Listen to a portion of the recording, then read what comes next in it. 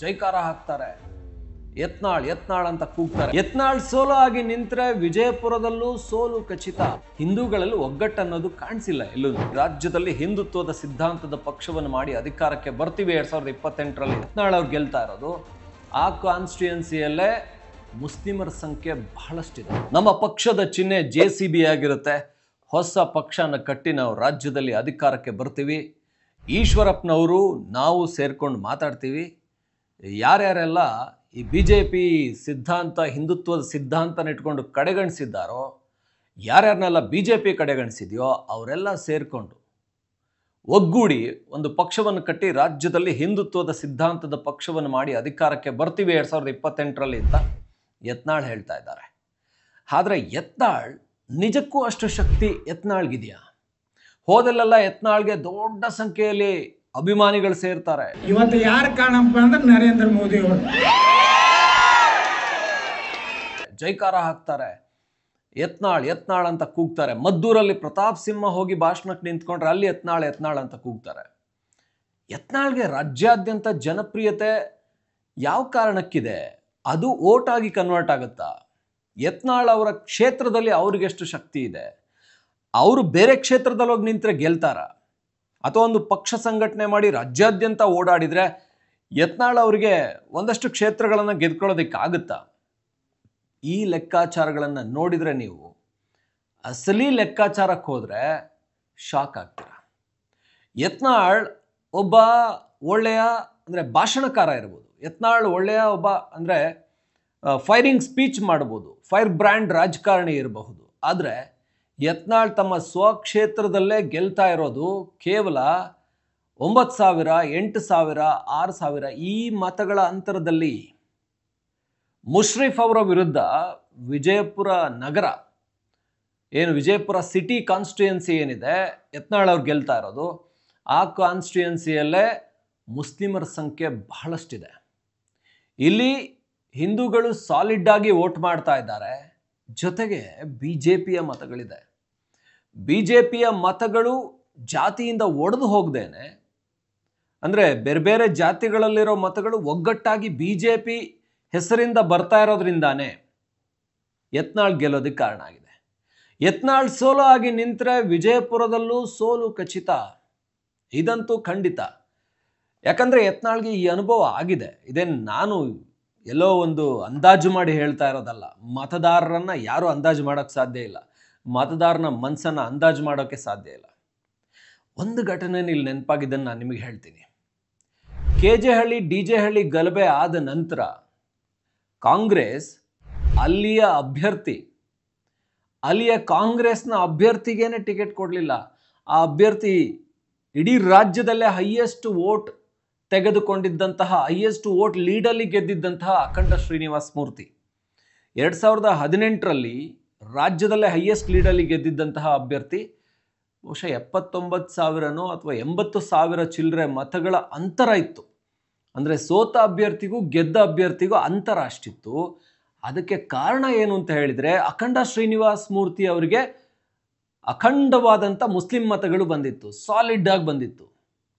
ಅದೇ ಯಾವಾಗ KJ ಹಳ್ಳಿ DJ ಹಳ್ಳಿ ದೇವರ ಜೀವನಹಳ್ಳಿ ಗಲಾಟೆ ಆಯಿತು, ಅದಾದ ನಂತರ ಆ ಗಲಾಟೆಯ ನಂತರ ಯಾವಾಗ ಅವರ ಮನೆಗೇನೆ ಬೆಂಕಿ ಹಚ್ಚಿದ್ರೋ, ಅಖಂಡ ಶ್ರೀನಿವಾಸ ಮೂರ್ತಿ ಅವರ ಮನೆಗೆ ಬೆಂಕಿ ಹಚ್ಚಿದ ನಂತರ ಮುಸ್ಲಿಂ ಸಮುದಾಯವೇ ಅವರಿಗೆ ವಿರುದ್ಧ ಆಯಿತು. ಅಲ್ಲಿನ ಮುಸ್ಲಿಂ ನಾಯಕರುಗಳು ಎಲ್ಲರೂ ಸೇರಿಕೊಂಡು ಕಾಂಗ್ರೆಸ್ ನಾಯಕರಿಗೆ ಮನವಿಯನ್ನು ಕೊಟ್ಟರು, ಅಖಂಡ ಶ್ರೀನಿವಾಸ ಮೂರ್ತಿ ಅವ್ರನ್ನ ಅಭ್ಯರ್ಥಿ ಮಾಡಬೇಡಿ, ಅವ್ರನ್ನ ಮಾಡಿದರೆ ನಾವು ಮತ ಹಾಕೋದಿಲ್ಲ ಅಂತ. ಅಲ್ಲಿಗೆ AC ಶ್ರೀನಿವಾಸ್ ಅವ್ರನ್ನ ಅಭ್ಯರ್ಥಿ ಮಾಡಿದ್ರು. ಸುಲಭವಾಗಿ ಕಾಂಗ್ರೆಸ್ ಅವರು ಗೆದ್ದುಕೊಂಡ್ರು. DK ಶಿವಕುಮಾರ್ ಅವರು ಕನಕಪುರದಲ್ಲಿ ಎಂತ ಹಿಡಿತಾ ಇದೆ ಅವ್ರಿಗೆ ಅಂದರೆ, ಕನಕಪುರಕ್ಕೆ ಹೋಗದೇನೆ, ಪ್ರಚಾರಕ್ಕೆ ಹೋಗದೇನೆ ಗೆಲ್ಲುವಂತಹ, ದೊಡ್ಡ ಅಂತರದಲ್ಲಿ ಗೆಲ್ಲುವಂಥ ಈ ಬಾರಿ ಚುನಾವಣೆ 2023 ಅಂದರೆ ಈಗ ಆಯ್ಕೆ ಆಗಿರುವಂಥ ಚುನಾವಣೆಯಲ್ಲಿ ಅತ್ಯಂತ ಹೆಚ್ಚು ಮತಗಳ 1 ಲಕ್ಷಕ್ಕಿಂತ ಹೆಚ್ಚು ಮತಗಳ ಅಂತರದಲ್ಲಿ DK ಶಿವಕುಮಾರ್ ಗೆದ್ದಿದ್ದಾರೆ ಅಂತ ಅನ್ಕೋತೀನಿ ನಾನು. ಅದು ಹೈಯೆಸ್ಟ್ ಮತಗಳ ಅಂತರ. ಅದಕ್ಕಿಂತ 5 ವರ್ಷ ಹಿಂದೆ ಅಂದರೆ ಒಟ್ಟಾರೆ ಮತದಾರರ ಸಂಖ್ಯೆನೇ ಕಡಿಮೆ ಇತ್ತು. ಆ ಸಂದರ್ಭದಲ್ಲಿ ಅತ್ಯಂತ ಹೆಚ್ಚು ಮತಗಳ ಅಂತರದಲ್ಲಿ ಗೆದ್ದಿದ್ದ ಅಖಂಡ ಶ್ರೀನಿವಾಸ ಮೂರ್ತಿ. ಅದು ಈ ಕ್ಷೇತ್ರ ಏನಿದೆ ಬೆಂಗಳೂರಿನಲ್ಲಿ ಪಾದರಾಯನಪುರ ಈ ಭಾಗ ಏನು ಬರುತ್ತೆ ಅಲ್ಲಿ ಗೆದ್ದಿದ್ದವರು ಆ ಕ್ಷೇತ್ರವನ್ನು ಕಳ್ಕೊಂಡ್ರು. ಯಾಕೆ ಅಂದರೆ ಮುಸ್ಲಿಂ ಸಮುದಾಯದ ಒಗ್ಗಟ್ಟಿಂದ. ಮುಸ್ಲಿಂ ಸಮುದಾಯ ಒಗ್ಗಟ್ಟಾದರೆ ಏನಾಗುತ್ತೆ? ಮುಷ್ರಿಫ್ ಅವರು ಸೋಲ್ತಾ ಇರೋದು, ಕಳೆದ 2 ಚುನಾವಣೆಗಳಲ್ಲಿ ಸೋಲ್ತಾ ಇರೋದು ಯತ್ನಾಳ್ ಅವರಿಗೆ ಕೇವಲ 6,000 8,000 ಮತಗಳ ಅಂತರದಲ್ಲಿ. 94,000 ಮತಗಳನ್ನು ಯತ್ನಾಳ್ ತಗೊಂಡಿದ್ರೆ ಮುಷ್ರಿಫ್ ಅವರು 85,000 ಮತಗಳನ್ನು ತಗೊಂಡಿದ್ದಾರೆ. ಅಂದರೆ 8,233 ಮತಗಳಷ್ಟೇ ಕಡಿಮೆ ಇರೋದು. ಇನ್ನು ಅದರ ಹಿಂದಿನ ಚುನಾವಣೆಯಲ್ಲಿ ಕೂಡ ಅಬ್ದುಲ್ ಹಮೀದ್ ಮುಷ್ರಿಫ್ ಅವರೇ ಸ್ಪರ್ಧೆ ಮಾಡಿದ್ದು. 2018ರಲ್ಲಿ ಕಾಂಗ್ರೆಸ್ BJP ಸ್ಪರ್ಧೆ ಪೈಪೋಟಿ 76,000 ಮತಗಳನ್ನು ತಗೊಂಡಿದ್ರೆ ಯಾರು? ಯತ್ನಾಳ್ ಅವರು. ಅಬ್ದುಲ್ ಹಮೀದ್ ಮುಷ್ರಿಫ್ ತಗೊಂಡಿದ್ದು 69,895. ಅಂದರೆ ಇಲ್ಲಿ ಡಿಫ್ರೆನ್ಸ್ ಇದ್ದಿದ್ದು 6,413 ಮತಗಳು ಮಾತ್ರ. ಅಂದರೆ ಯತ್ನಾಳ್ ಗೆಲ್ತಾ ಇರೋದೇ 8,000 6,000 ಮತಗಳ ಅಂತರದಲ್ಲಿ. ಯತ್ನಾಳ್ ಹೋದಲ್ಲೆಲ್ಲ ದೊಡ್ಡ ದೊಡ್ಡ ಜೈಕಾರ, ಅವರಿಗೆ ಕೇಸರಿ ಶಾಲು, ಆ ಒಂದು ಘೋಷಣೆಗಳು ಕೇಳಬರ್ಬೋದು. ಆದರೆ ಸ್ವಕ್ಷೇತ್ರ ವಿಜಯಪುರನೇ ಅವ್ರು ಗೆಲ್ಲೋಕ್ಕಾಗಲಿಲ್ಲ ಅನ್ನೋದು ಹಿಂದಿನ 2015ರಲ್ಲಿ ಯಡಿಯೂರಪ್ಪನವರೇ ಅವ್ರನ್ನ ಹೊರಗಡೆ ಹಾಕಿದ್ರು. ಅಲ್ಲಿಂದನೇ ಒಂಥರ ಅವ್ರ ನಡುವೆ ದ್ವೇಷ, ಆಕ್ರೋಶ. ಲಿಂಗಾಯತ ನಾಯಕರಾಗಿ ಯಡಿಯೂರಪ್ಪನವ್ರು ಬೆಳೀತಾ ಇದ್ದಾರೆ, ನನಗೆ ಯಾಕೆ ಬೆಳೆಯೋದಕ್ಕೆ ಅವಕಾಶ ಇಲ್ಲ? ನಾನು ಕೇಂದ್ರದಲ್ಲಿ ವಾಜಪೇಯಿ ಸರ್ಕಾರ ಇದ್ದಾಗ ಮಂತ್ರಿ ಆಗಿದ್ದವನು, ಸಿಲ್ಕ್ ಆ್ಯಂಡ್ ಟೆಕ್ಸ್ಟೈಲ್ ಮಿನಿಸ್ಟರ್ ಆಗಿದ್ದವನು, ರೈಲ್ವೇಸ್ ಸ್ಟೇಟ್ ಮಿನಿಸ್ಟ್ರಿಯಲ್ಲಿದ್ದವನು, ಸ್ಟೇಟ್ ಮಿನಿಸ್ಟ್ರಿ ಎರಡೂ ಕೂಡ ರಾಜ್ಯ ಖಾತೆಯಲ್ಲಿದ್ದವನು, ನನಗೆ ಬೆಳೆಯೋದಕ್ಕೆ ಅವಕಾಶ ಮಾಡಿಕೊಡ್ತಿಲ್ವಲ್ಲ ಅನ್ನೋಂಥದ್ದು. ಆದರೆ ಇಲ್ಲಿ ವಿಜಯಪುರದಲ್ಲಿ ಟಿಕೆಟ್ ಕೊಟ್ಟರೂ ಕೂಡ ಮುಂದಿನ ಬಾರಿ ಗೆಲ್ಲೋದು ಕಷ್ಟ ಅನ್ನೋ ರೀತಿ ಯತ್ನಾಳ್ ಅವರದ್ದಿದೆ. ಅಲ್ಲಿಂದ ಬೇರೆ ಕ್ಷೇತ್ರಕ್ಕೆ ಬಂದು ನಿಂತು ಗೆಲ್ತಾರಾ? ಹಿಂದೂಗಳಲ್ಲಿ ಒಗ್ಗಟ್ಟು ಅನ್ನೋದು ಕಾಣಿಸಿಲ್ಲ ಎಲ್ಲೂ, ಎಕ್ಸೆಪ್ಟ್ ಮಂಗಳೂರು, ದಕ್ಷಿಣ ಕನ್ನಡ, ಅಂದರೆ ಉಡುಪಿ, ಉತ್ತರ ಕನ್ನಡ, ದಕ್ಷಿಣ ಕನ್ನಡ, ಈ ಮೂರನ್ನು ಬಿಟ್ಟು. ಈ ಮೂರರಲ್ಲಿ ಕೂಡ ಕಳೆದ ಬಾರಿ ಒಂದು ಒಡಕು ಬಂದು ಸೋತಿದ್ದು ನಮ್ಮ ಕಣ್ಣೆದುರೇ ಇದೆ. ಅಂದರೆ ಪುತ್ತೂರು ಕ್ಷೇತ್ರನ ಈಗೇನು ಅಶೋಕ್ ರೈ ಗೆದ್ದಿದ್ದಾರೋ ಅಲ್ಲಿ BJP ಆಶಾ ತಿಮ್ಮಪ್ಪ ಗೌಡ ಅವ್ರಿಗೆ ಟಿಕೆಟ್ ಕೊಡುತ್ತೆ, ಅರುಣ್ ಕುಮಾರ್ ಪುತ್ತಿಲ ಬಂಡಾಯ ನಿಂತ್ಕೋತಾರೆ, ಆಗ BJP ಸೋಲುತ್ತೆ. ಅಂದರೆ ಹಿಂದುತ್ವದ ಓಟುಗಳು BJP ಓಟುಗಳು ಸೇರ್ಕೊಳ್ಳದೆ ಇದ್ದರೆ ಅದು ಕಾಂಗ್ರೆಸ್ಸಿಗೆ ಪ್ಲಸ್ ಆಗುತ್ತೆ. ಹಾಗಾಗಿ ಯತ್ನಾಳ್ ಅವರು ವಿಜಯಪುರದಲ್ಲಿ BJP ಬಿಟ್ಟು ಬಂದು ನಿಂತರೆ ಅದು ಎಲ್ಲ ಮತಗಳು, ಅಂದರೆ BJP ಮತಗಳೆಲ್ಲ ನನಗೆ ಬಂದೇ ಬರ್ತವೆ, ಹಿಂದುತ್ವದ ಮತಗಳು ಅವೆಲ್ಲವೂ ಅಂದ್ಕೊಳ್ಳೋಕ್ಕಾಗಲ್ಲ. ಮೋದಿ ನೋಡಿ ಮತ ಹಾಕೋಂಥವ್ರು ಇರ್ತಾರೆ, ಯಡಿಯೂರಪ್ಪನವ್ರನ್ನ ನೋಡಿ ಲಿಂಗಾಯತ ಮತಗಳು ಬರುವಂಥದ್ದು ಇರುತ್ತೆ. ಈ ಎಲ್ಲ ಮತಗಳು ಸೇರಿಕೊಂಡ್ರೆ ಮಾತ್ರ ಯತ್ನಾಳ್ ಅವರಿಗೆ ಗೆಲುವು.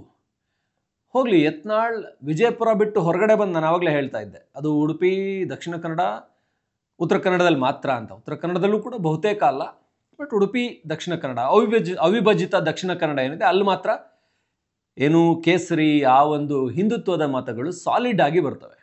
ಹೆಂಗೆ ರಾಜ್ಯಾದ್ಯಂತ ಮುಸ್ಲಿಂ ಮತಗಳು ಸಾಲಿಡ್ ಆಗಿ ಕಾಂಗ್ರೆಸ್ಸಿಗೆ ಬರ್ತವೋ ಆ ರೀತಿ ಹಿಂದೂ ಮತಗಳು ಸಾಲಿಡ್ ಆಗಿ ಏನಾದರೂ ಸಣ್ಣ ಮಟ್ಟಿಗಿನ 1-2 ಮತಗಳು ಅಥವಾ 50-100 ಮತಗಳು ಅಲ್ಲೂ ಕೂಡ ಮಿಸ್ ಆಗ್ತಾ ಇದ್ದಾವೆ. ಈಗ ಅಷ್ಟು ಸಾಲಿಡ್ ಆಗಿ ಬರಲ್ಲ. ಹಿಂದೂಗಳಲ್ಲಿ ಅಷ್ಟು ಸಾಲಿಡ್ ಆದಂಥ ಒಗ್ಗಟ್ಟು ಎಲ್ಲೂ ಕಾಣಿಸೋದಿಲ್ಲ, ಅದು ಮುಸ್ಲಿಮರಲ್ಲಿ ಕಾಣಿಸುತ್ತೆ. ಹಾಗಾಗಿ ವಿಜಯಪುರ ಕ್ಷೇತ್ರನ ಬಿಟ್ಟು ನಾನು ಬೇರೆ ಕಡೆ ಬಂದು ನಿಲ್ತೀನಿ, ನನಗೆ ಹಿಂದುತ್ವದ ಶಕ್ತಿಯಾಗಿ ಇಲ್ಲಿ ಮತಗಳು ಬರ್ತವೆ, ಮದ್ದೂರಲ್ಲಿ ಬಂದು ನಿಂತ್ಕೋತೀನಿ, ನಾನು ಪಕ್ಷೇತರ ಅಭ್ಯರ್ಥಿಯಾಗಿ ನಿಲ್ತೀನಿ, ಗೆಲ್ತೀನಿ ಅಂತ ಏನಾದರೂ ಯತ್ನಾಳ್ ಅಂದ್ಕೊಂಡ್ರೆ ಅಲ್ಲೂ ಗೆಲ್ಲೋದು ಕಷ್ಟ, ಅಷ್ಟು ಸುಲಭ ಇಲ್ಲ. ಒಂದು ಕಾರ್ಯಕ್ರಮಕ್ಕೆ ಒಂದು ಆಕ್ರೋಶ, ಒಂದು ಏನು ಅನ್ಯಾಯದ ವಿರುದ್ಧ ಬಂದು ನಿಂತ್ಕೊಳ್ಳುವಂಥ ಒಂದು ದೊಡ್ಡ ಜನಸಮುದಾಯ ವೋಟ್ ಅಂತ ಬಂದಾಗ ತಮ್ಮ ಜಾತಿಯವನು, ನಮ್ಗೆ ಎಷ್ಟು ದುಡ್ಡು ಕೊಟ್ಟಿದ್ದಾನೆ, ನಮ್ಗೆ ಯಾರು ಒಳ್ಳೆಯವರು, ನಮ್ಮ ಊರಿನವ್ರು ಯಾರು, ಇದನ್ನೆಲ್ಲ ನೋಡಿನೇ ಮತ ಕೊಡ್ತಾರೆ. ಒಬ್ಬ ಮುಸ್ಲಿಂ ನಿಂತಿದ್ದಾನೆ, ಒಬ್ಬ ನಮ್ಮವನು ನಿಂತಿದ್ದಾನೆ, ಒಬ್ಬ ಕಾಂಗ್ರೆಸ್ ಅವ್ನು ನಿಂತಿದ್ದಾನೆ ಅಂಥೇಳಿ ವೋಟ್ ಬರೋ ರೀತಿಯಲ್ಲಿ ಇಲ್ಲಿವರೆಗೂ ಕೂಡ. ಯಾಕೆ ಸಿದ್ದರಾಮಯ್ಯನವ್ರು CM ಆಗಿದ್ದಾರೆ, ಇಷ್ಟೊಂದು ಸ್ಟ್ರಾಂಗ್ ಹೋಲ್ಡ್ ಇದೆ ಕಾಂಗ್ರೆಸ್ಗೆ, ಮುಸ್ಲಿಂ ಮತಗಳ ಬ್ಯಾಕಿಂಗ್ ಇದೆ ಅಂದರೆ ಅದು ಕಾಂಗ್ರೆಸ್ ನಮಗೆ ಸಪೋರ್ಟ್ ಕೊಡುತ್ತೆ, ನಮಗೆ ಸಾಥ್ ಕೊಡುತ್ತೆ, ನಾವು ಕಾಂಗ್ರೆಸ್ ಜೊತೆ ನಿಂತ್ಕೋತೀವಿ ಅನ್ನುವಂಥದ್ದು. ಆ ಒಂದು ರೀತಿಯ ಆ ಟೈಪ್ ಆಫ್ ವೋಟ್ಸ್ ಇದೆಯಲ್ಲ, ಅದು ಬರೋಕ್ಕೆ ಸಾಧ್ಯ ಇಲ್ಲ. ಯತ್ನಾಳ್ ಅವರಿಗೆ ವಿಜಯಪುರದಲ್ಲೂ ಕಷ್ಟ ಇದೆ BJP ಬಿಟ್ಟು ನಿಂತ್ಕೊಂಡ್ರೆ. ಈ ಹಿಂದೆ ಆ ಅನುಭವಗಳು ಅವರಿಗೆ ಆಗಿದೆ. JDS ಇಂದ ನಿಂತ್ಕೊಂಡು ಸೋತಿದ್ದಾರೆ. JDS ಇಂದ ನಿಂತ್ಕೊಂಡು 2010ರಲ್ಲಿ ಯತ್ನಾಳ್ ಅವರು ಸೋತಿದ್ದಾರೆ. ಆಮೇಲೆ ಅಲ್ಲಿ ರಾಜ್ಯಾಧ್ಯಕ್ಷ ಸ್ಥಾನ ಸಿಗಲಿಲ್ಲ ಅಂತ ಹೊರಗಡೆ ಬಂದಿದ್ದಾರೆ. ಮತ್ತೆ BJPಗೆ ಬಂದು ಅಲ್ಲಿ ನಿಂತು ಅಲ್ಲಿ ಸೋತು ಅಲ್ಲಿ ಎಕ್ಸ್ಪೆಲ್ ಆಗಿ BJPಯಿಂದ ಯಡಿಯೂರಪ್ಪನವ್ರು ಹೊರಗಡೆ ಹಾಕಿ ಮತ್ತೆ BJPಗೆ ಸೇರಿಕೊಂಡು ಆಮೇಲೆ 2018-23ರಲ್ಲಿ ಗೆದ್ದಿದ್ದಾರೆ. ಸೊ ಇದು ಯತ್ನಾಳ್ ಅವರಿಗೆ ಭಾಷಣ ಮಾಡಿದಷ್ಟು ಸುಲಭ ಅಂತ ಅನ್ನಿಸ್ತಾ ಇಲ್ಲ. ನನಗೇನು ಯತ್ನಾಳ್ ಅವ್ರ ಬಗ್ಗೆ ಬೇಸರ, ನನಗೇನು ಪರ್ಸ್ನಲ್ ಇದೆ, ಆದರೆ ರಿಯಾಲಿಟಿನ ಹೇಳ್ತಾ ಇರೋದು ನೋಡಿದರೆ ರಾಜಕೀಯದಲ್ಲಿ ಯತ್ನಾಳ್ ಭಾಷಣಗಳು ಮತಗಳಾಗಿ ಕನ್ವರ್ಟ್ ಆಗೋದು ಅವರ ಸ್ವಕ್ಷೇತ್ರ ವಿಜಯಪುರದಲ್ಲೇ ಕಷ್ಟ ಇದೆ. ಇನ್ನು ಬೇರೆ ಕ್ಷೇತ್ರದಲ್ಲಂತೂ ಅದು ಸಾಧ್ಯನೇ ಇಲ್ಲ. ಅಲ್ಲಿ ಜಾತಿಗಳ ಮೂಲಕ ಮತ ಒಟ್ಟಾಗುತ್ತೆ ಹೊರತು ನಮ್ಮ ಕರ್ನಾಟಕದಲ್ಲಿ ಹಣ ಜಾತಿ ಅದು ಯಾವುದೋ ಹಿಂದುತ್ವದ ಕಾರಣಕ್ಕಾಗಿ ಒಟ್ಟಾಗೋದು ಕೆಲವೇ ಭಾಗದಲ್ಲಿ, ಕರಾವಳಿ ಭಾಗದಲ್ಲಿ ಮಾತ್ರ ಕಾಣಿಸಿದೆ. ಅಲ್ಲೂ ಕೂಡ ಏನಾದರೂ ಸ್ವಲ್ಪ ಅರುಣ್ ಕುಮಾರ್ ಪುತ್ತಿಲ ಹತ್ರ ಯಾರಾದರೂ ಹೊರಗಡೆ ಬಂದರೆ BJPಯ ಕ್ಯಾಂಡಿಡೇಟ್ ಆಶಾ ತಿಮ್ಮಪ್ಪ ಕೂಡ ಸೋತೋದ್ರು ಪುತ್ತೂರಲ್ಲಿ. ಇದು ಏನು ಯತ್ನಾಳ್ ಅವರ ಲೆಕ್ಕಾಚಾರ ದೊಡ್ಡದಾಗಿದೆ. JCBನ ಏನು ನಮ್ಮ ಪಕ್ಷದ ಚಿಹ್ನೆ ಮಾಡಬೇಕು, ನಾವು ಯೋಗಿಯವ್ರ ಥರ ಆಡಳಿತ ಮಾಡಬೇಕು ಅಂತ ಕನಸೇನೋ ದೊಡ್ಡದಾಗಿದೆ, ಆದರೆ ಮುಟ್ಟೋದು ಅಷ್ಟು ಸುಲಭ ಇಲ್ಲ. ಇದು ಸದ್ಯದ ಏನು ಕಣ್ಣಿಗೆ ಬರ್ತಾ ಇರುವಂಥ ಕಟ್ತಾ ಇರುವಂಥ ಲೆಕ್ಕಾಚಾರ, ರಾಜಕೀಯ ಅಂದಾಜು ಲೆಕ್ಕಾಚಾರ, ದೃಷ್ಟಿಕೋನ ಬದಲಾಗ್ತಾ ಇರುತ್ತೆ ನಮಗನ್ಸಿದ್ದು. ಸೊ ನಿಮಗೇನು ಅನಿಸುತ್ತೆ? ಯತ್ನಾಳ್ ಹೊಸ ಪಕ್ಷ ಕಟ್ಟಿ ಬುಲ್ಡೋಸರ್ ತಂದು ಹಿಂದುತ್ವವನ್ನು ಗಟ್ಟಿಯಾಗಿ ನೆಲೆಗೊಳ್ಳ ಕರ್ನಾಟಕದಲ್ಲಿ ಮಾಡ್ತಾರಾ? ನೀವು ಕೂಡ ಕಮೆಂಟ್ ಮಾಡ್ಬೋದು. ನೋಡ್ತಾ ಇರಿ ಒನ್ ಇಂಡಿಯಾ ಕನ್ನಡ.